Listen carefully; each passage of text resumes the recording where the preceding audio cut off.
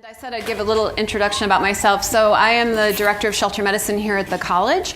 I graduated from Cornell in 2003, went into private practice and emergency practice for 5 years, wandered into a local shelter and started working for Baltimore Humane, and then came back to the college in 2010. So I've been fortunate enough to be a part of this conference for the last 3 years.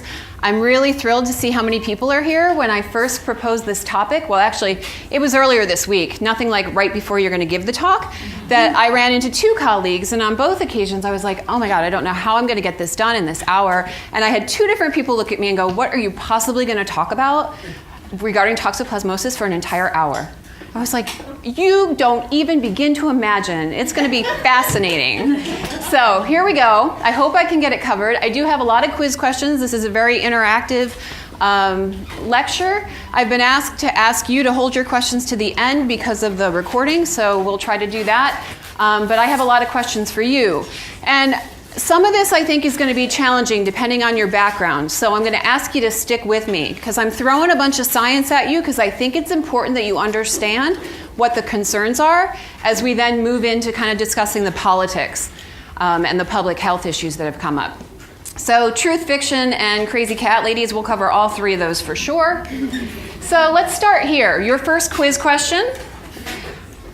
Is toxoplasmosis a bacteria, a virus, a fungus, a protozoa, or a worm? Go ahead and vote. So you vote by 1, turning your clicker on, and then choosing A through E. Let's see how you do. Indeed, toxoplasmosis is a protozoa. So 45% of you got that right. If you didn't get it right, don't feel bad, because House didn't get it right either. So the reason that picture is up there is in 2005, they had an episode where somebody contracted toxoplasmosis, and they called it a fungus. And I remember sitting there watching that episode in real time. It was like when it was still on prime time. And they called it a fungus. And I'm like, are you kidding me? Are you kidding me? Because really, I have this secret fantasy of working in Hollywood as a medical advisor for television shows. Like, I've always wanted to do that. And it makes me crazy when they get it wrong. And then, as I was preparing for this talk, I realized it made other people crazy too. There's this entire website for people to argue with TV shows and call out when people make mistakes. And so this woman had come on and she says, what do you think of toxoplasmosis in this episode being called a fungus? I'm pretty sure it's a protozoa, not a fungus, but they said fungus multiple times. My friends and I were all bug-eyed. This is a pretty big lapse, but it may be because I'm a vet med student. So leave it to the veterinarians to call it out. They've never really apologized for that, and I don't forgive them, but I'm still waiting for my call to Hollywood. So if any of you know anybody, let me know, because I'm obsessed with that idea.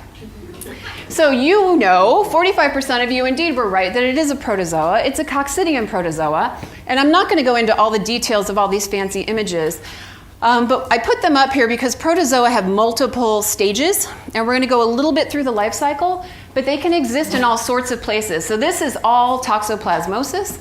What I don't have there is a pointer. Let me see here in this one. So I'm not going to have one, I guess. The first one is what it looks like in tissue, but then it also forms cysts. And so there's a replicating stage, which is that letter A. There are muscle cysts, which is B and C. And then there are oocysts, which are actually eggs. And so they can look all sorts of ways in different stages of the life cycle. And we'll talk about that. And I'll see if I can get a clicker for the future. Yeah, that'll be helpful.